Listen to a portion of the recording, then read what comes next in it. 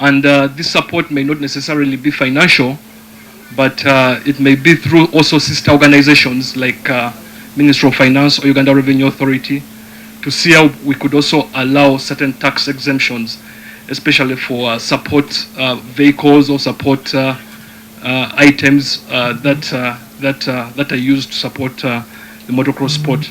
They're bringing riders from across the world, which is going to help us riders like myself test our skill and see where we lie in such competitions, because riders are going to be from all over the world. Some of them are going to be factory riders, so we can see where we lie, and we can see if we can actually go professional. This event we get sponsors, not sponsors, competition riders from all over the world, from America, from Europe, from Israel, and from South Africa. And I hope our brother and sister from all East Africa will be part and can become and participate in the event. Their participation from East Africa will be grateful for us, because they are also active participation in the joint effort against terrorism in Africa. So we want them to be here on the 27th, so we can salute our brother and sister from the neighboring country. Genda kubeerawo abantu bangi ate abasinga bavubuka bano boolaba bavuga pikipiki zino bavubuka kati ate kuliko olaba kugenda kubeeramu n'amagye, so tusaba abantu bonna babeere nga bajja ku mukolo ogwo, abantu basobola okuyigamu, balina okufuna nga kye bajjeemu kiyingira mu mitwe gyabwe. So buli webeerawo omukolo tuba tulina okuyigamu guno, it's a sport. Bagenda kulaba abenjawulo, abaana bava bweru nga sikubeerawo nga bali led by His Excellency the President Yoweri Kaguta Museveni. So leadership eyo yesobosezza amagye okukola emirimu emirungi gye tulaba leero.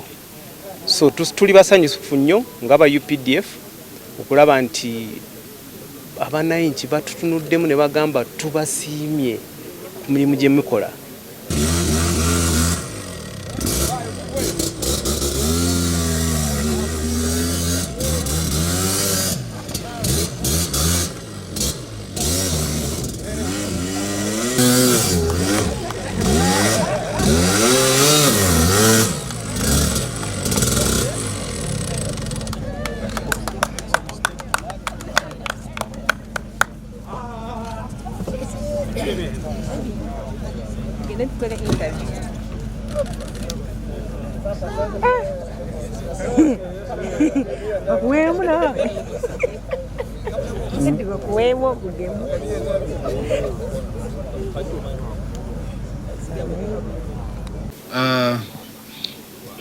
My role has been talent identification in this country through sports and entertainment.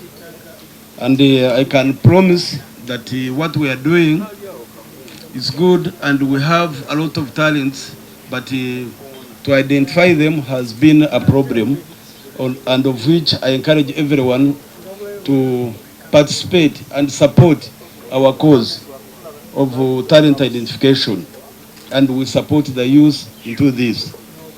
I have no much to say. I want to thank everyone here and my members for the work that you are doing, and the social media that have been spreading our gospel. Thank you so much. Mutunulira history yaffe, amagye tebagasiimanga kuva ku budde bwa independence. So mwaka 2019 omwami Baraka yaŋŋamba nti ayagala kutegeka omukolo guno. Bwe yambuulira nali nga sikikkiriza nti kijja kubeera nga bwe kyabeera. Yagutegeka n'agutegeka bulungi. Abavuzi abaaliwo mwabalaba bava ebweru bangi ne bajja, ate omukolo gwali gw'amaanyi nnyo.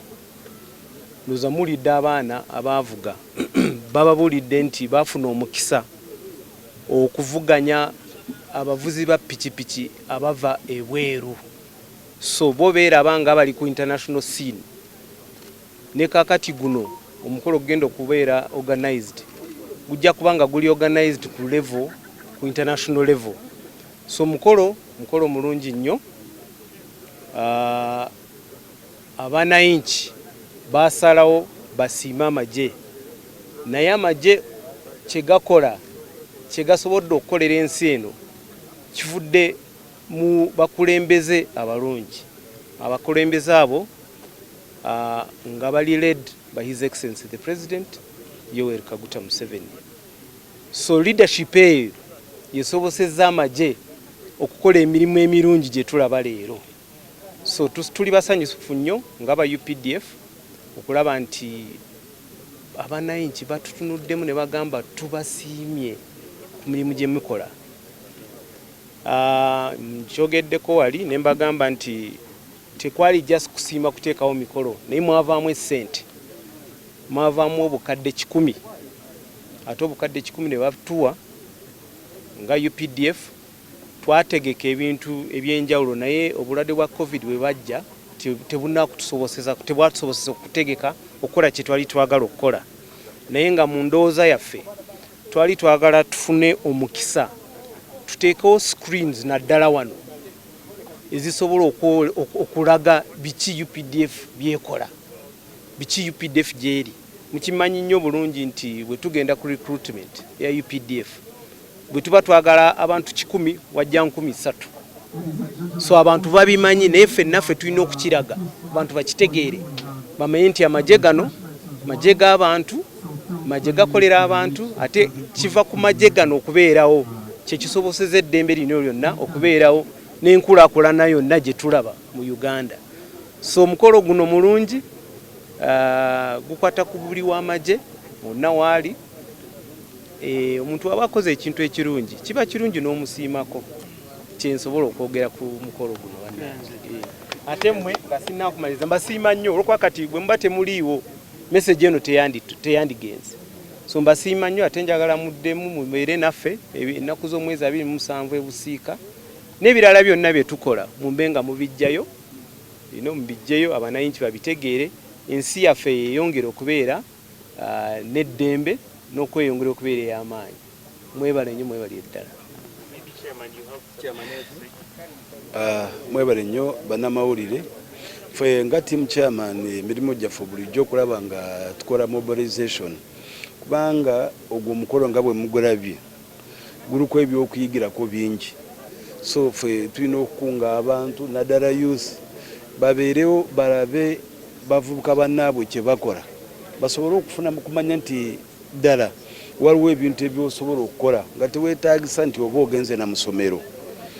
Omulimu gwaffe kulaba nti youth ebeerawo neeraba nesobola okuyigamu kubanga ffe tulina endowooza nti buli kikolebwa kyonna kibeera kyakuyigirako ate naddala kati ffe omulimu gwaffe gutambulira mu sports guno nagwo omuzannyo it's a sport.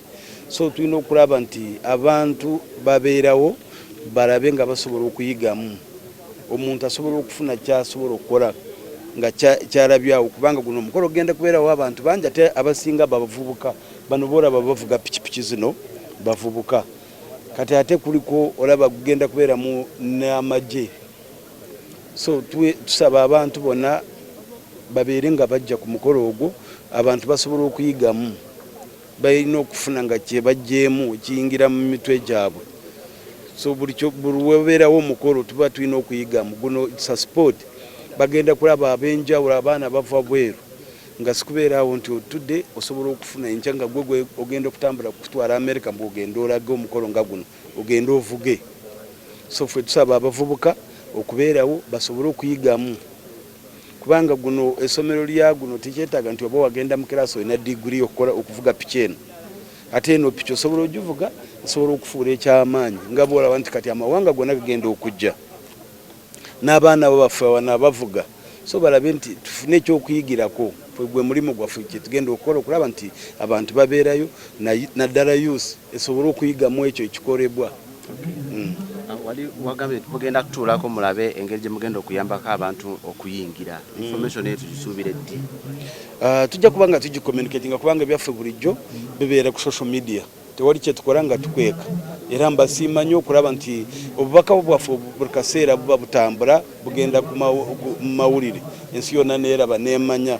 Leero njagala kusiima kubanga omulimu gwe tubadde tutambuza kati abantu bamaze ogutegeera, kyova olaba wabeerawo ekintu nga kino batuyita tubeere partners ku lw'omulimu gwe tukola ku youth.